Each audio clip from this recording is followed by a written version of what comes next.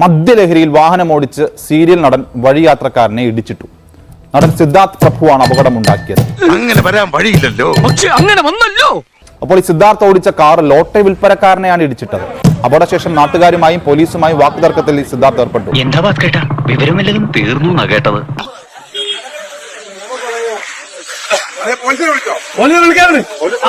മനുഷ്യന് വഴി കൂടെ നടക്കാൻ മേലുണ്ടായല്ലോ. തല്ലും പിടി ഉണ്ടാക്കുക. ആരാടാ നിന്നെ ഈ ദുശീലങ്ങളൊക്കെ പഠിപ്പിച്ചത്?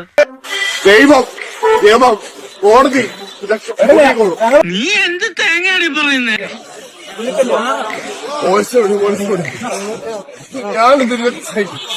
നീ എന്തിനാണ് റോട്ടിൽ കൂടെ പോണ ഏണിയൊക്കെ പിടിക്കണത്? നാട്ടുകാരെ കൊണ്ട് പറയിപ്പിക്കാൻ വേണ്ടിട്ട്. ഞാനല്ലേ ഇതൊക്കെ വെള്ളം പറയുന്നതാ.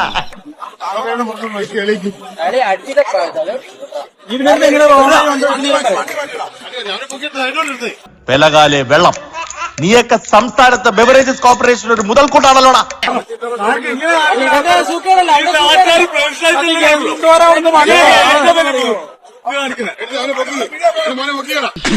എന്റെ ശബരിമല മുര ഇത് ആസാനോട് അടിച്ചത് ശിവാശ്രീ മുക്കാ ചക്രത്തിന് കൂതറ സൽസ്യമാറ്റി അടിച്ചിട്ട് ശിവാശ്രീകളെന്നാ.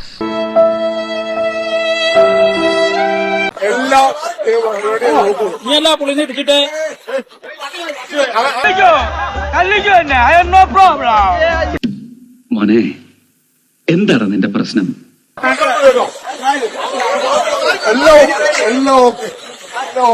അബദ്ധം പറ്റുമോ സാറേ? എങ്ങനെ അബദ്ധം നടക്കുന്നത് ഇന്നലെ രാത്രിയിലാണ്. കാൽനട യാത്രയായി നടന്നു പോവുകയായിരുന്നു, റോഡിലൂടെ നടന്നു പോവുകയായിരുന്നു ഈ ലോട്ടറി വിൽപ്പനക്കാരൻ. ഈ സമയത്താണ് സിദ്ധാർത്ഥ് ഓടിച്ച വാഹനം അമിത വേഗത്തിലെത്തി ഈ ലോട്ടറി വിൽപ്പനക്കാരനെ ഇടിച്ച് താഴെയിടുന്നത്. അതിന് ലിറ്റർ കണക്കിന് മദ്യവും വാങ്ങി വെള്ളവും സോഡയും ഒഴിച്ച് 3-4 മണിക്കൂർ അടിക്കുന്നതാണോടാ അബദ്ധം?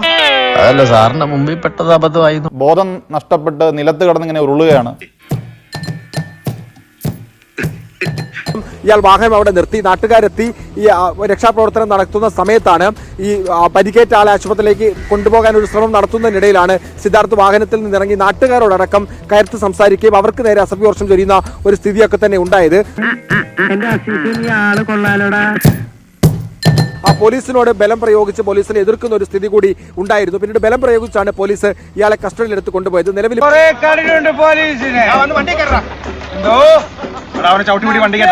ഇപ്പോൾ ചിങ്ങവനം പോലീസ് സ്റ്റേഷനിലാണ് സിദ്ധാർത്ഥ് ഉള്ളത്. മറ്റ് നടപടിക്രമങ്ങളെല്ലാം തന്നെ പൂർത്തിയാക്കേണ്ടതുണ്ട്. ഇനി ഇത് ആവർത്തിക്കില്ല. മാപ്പ് സത്യം പറഞ്ഞ ഏത് കോടതിയും വെറുതെ വിടും. അപ്പൊ എങ്ങനെയാ ഇവിടൊക്കെ തന്നെ കാണുമല്ലോ അല്ലേ?